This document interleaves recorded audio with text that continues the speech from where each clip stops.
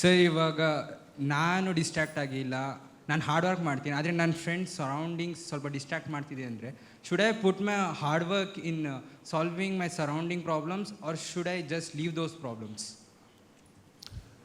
ನಾನು ಬೂದಿ ಆದರೆ ನಾಯಿಗಳು ಬಂದು ಕೂತ್ಕೊಳ್ಳುತ್ತೆ, ನಾನು ಬೆಂಕಿ ಆದರೆ ಸಿಂಹನೂ ನನ್ನ ಹತ್ರಕ್ಕೆ ಬರಲ್ಲ. ನಾನು ಬೂದಿ ಆದರೆ ಬೂದಿ ಅದು ನಿಷ್ಕ್ರಿಯ. ನಾನು ಬೂದಿ ಆದರೆ ನಾಯಿ ಕೂಡ ಬಂದು ಕೂತ್ಕೊಳ್ಳುತ್ತಲ್ಲಿ. ಅದಕ್ಕೂ ಒಂದು ವೈರಾಗ್ಯ ಬರುತ್ತೆ, ಬೂದಿ ಮೇಲೆ ಮಲ್ಕೊಂಡ್ರೆ ಏನಾದ್ರು ಒಂಚೂರು ವೈರಾಗ್ಯ ಬರ್ಬೋದು ಅಂತ. ಆದರೆ ನಾನು ಬೆಂಕಿ ಆದರೆ ಸಿಂಹ ಕೂಡ ನನ್ನ ಹತ್ರ ಬರೋದಿಲ್ಲ.